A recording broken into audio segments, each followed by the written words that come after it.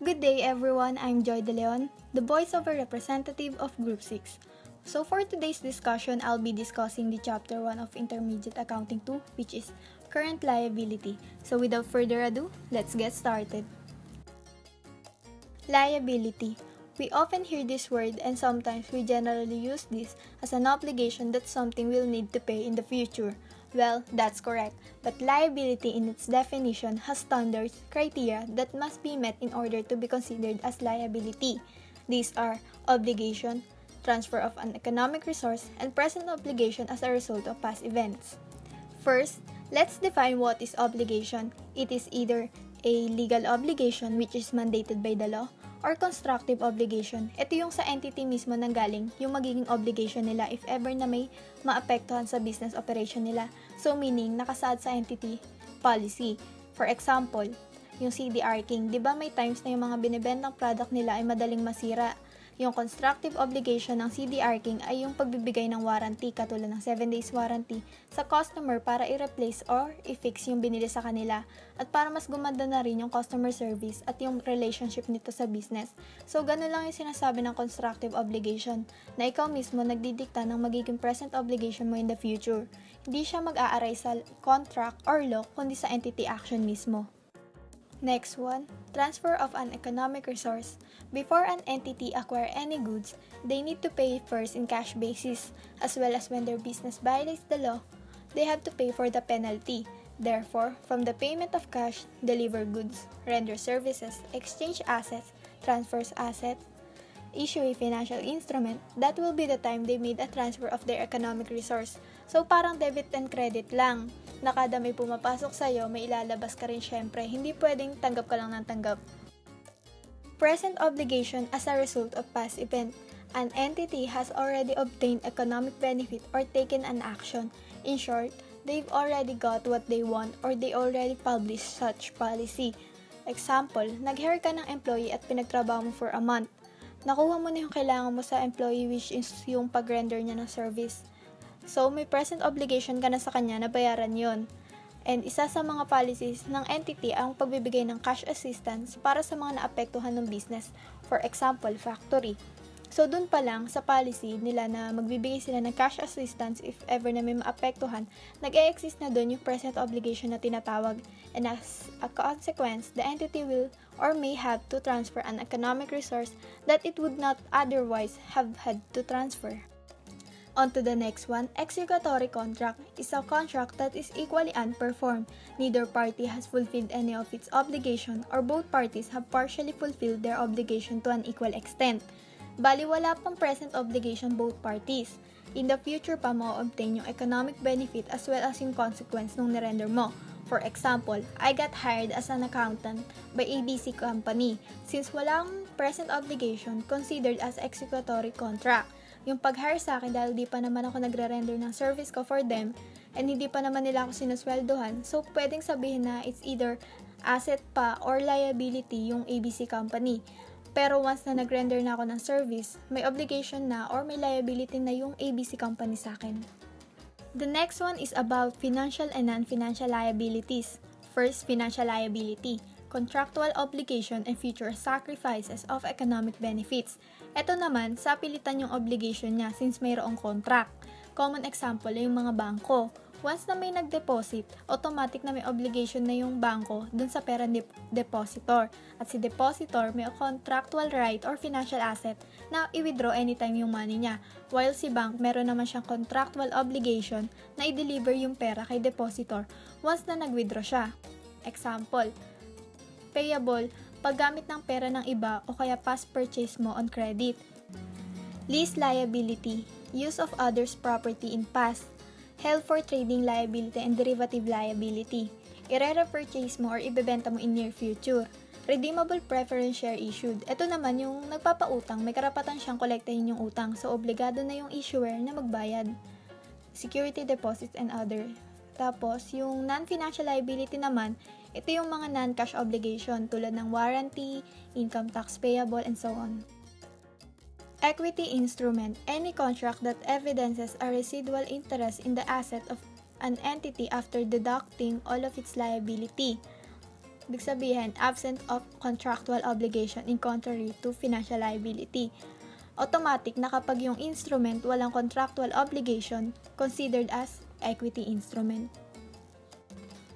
Current liability. An item of liability is classified as current liability if met any of the following criteria set by PAS 1. The entity expects to settle the liability within the entity's operating cycle. Pero, kailangan natin tandaan na hindi lahat ng businesses ay pare-parehas ng operating cycle. Merong iba na more than a year, example, cars-related businesses. Pero, usually, na considered as 1 year ay yung mga grocery. The entity holds the liability primarily for the purpose of trading. Basta for the purpose of trading, automatic siyang current liability. The liability is due to be settled within 12 months after the reporting period.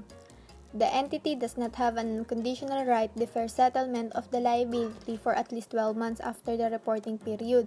Sa loob ng 12 months after reporting period, kailangan masettle na lahat, no excuses. Example of current liabilities: trade and other payables, financial liabilities held for trading, current portion of long-term debt, short-term borrowing, current tax liability, bank overdraft. So, recall muna natin kung ano ba yung bank overdraft. Ito yung, for example, pag nag-i-issue ka ng cheque at hindi mo alam, paubos na pala yung laman. Nagkataon na sabay nag-clear yung cheque or sabay pumasok sa creditor or supplier mo yung payment mo. So, magne-negative yung balance mo sa bangko. Either magpe-penalty sa'yo yung bank or magbabounce yung cheque. Tapos, credit balances in accounts receivable, unearned income realizable within 12 months, accrued expenses, long-term debt currently maturing, payroll taxes payable. Measurement of financial liability. Initially measured at fair value minus transaction cost, except financial liability at fair value through profit or loss, whose transaction costs are expensed immediately, and subsequently measured at amortized cost. Measurement of non-financial liability. Initially measured at the best estimated of the amounts needed to settle those obligations or the measurement basis required by other applicable standard. Trade and non-trade payable. Doon muna tayo sa example ng trade payable. May salon business ako at ang pinaka-course of business ko ay pag-render ng services katulad ng rebond, color, trim, or cut. Tapos, bibili ako ng supplies na ginagamit sa services offer ng business ko. Mare-recognize as trade payable kapag related sa course of business ko at babayaran ko lang within 12 months or less. Tapos, yung example naman ng non-trade payable, ito yung mga hindi related sa course of business ko katulad ng pagbabayad ng utilities, taxes, permits, salaries. Refinancing agreement. Refinancing refers to the replacement of an existing debt with a new one, but with different terms. Ito naman yung pinapabago mo yung agreement ng pagbabayad sa liability mo dahil gusto mong i-extend yung maturity date. Pero considered siya as current liability kahit yung request mo is na-complete after ng reporting period at bago ma-authorize yung per-issue yung financial statement. Pero kapag yung entity may discretion na i-roll over yung loan under loan facility, yung liability niya is considered as non-current. Kasi with regards sa loan facility, naka-indicate sa contract yung provision na pwede siyang mag-raise ng discretion for loan. Kapag walang naka-indicate, wala siyang right na mag-discretion, kaya current liable pa rin siya. Example, no discretion. Last year, 2020, nangutang ako sa bangko ng 50,000 na may 12% interest para ma-finance yung business ko. Tapos yung utang ko, ang maturity nun ngayong August 2021. So, ang ginawa ko ngayong February, nag-enter ako sa refinancing agreement na i-extend yung maturity date. Tapos, yung FS ko is ma-authorize for issue siya this coming April 2021. So, lalabas na yung loan payable ko na 50,000 is still current liability ko nung 2020.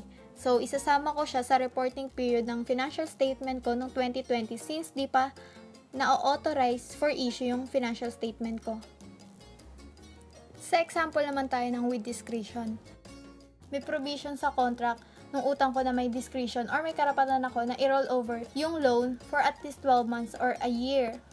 After ng December 2020, under ng aking credit line or loan facility. So, lalabas na yung loan ko is non-current liable.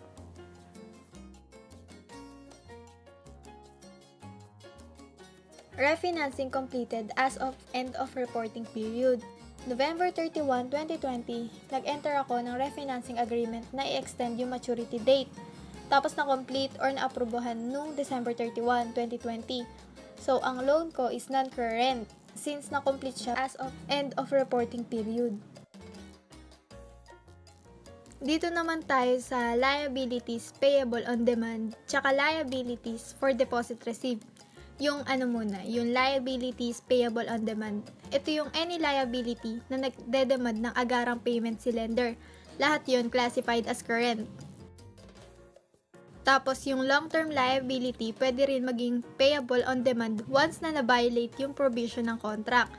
Tsaka 'di ba nabanggit na rin kanina na kasama sa mga criteria ng current liability yung hindi dapat ma-defer ni entity yung settlement ng obligation niya or liability. Magiging non-current lang if yung grace period ay makuha or matanggap before or end of reporting period. Tapos yung liabilities for deposit received, ito naman yung binabalik sa'yo yung goods for any reason, kaya may liability ka na i-return yung pera nila. For example, sa sari-sari store, bumili ka sa akin ng Vitamilk. Pag binalik mo yung bote, makakatanggap ka ng 2 pesos. Trade account payable, ito yung once na na-transfer na yung ownership kay buyer, doon palang mare-recognize as accounts payable.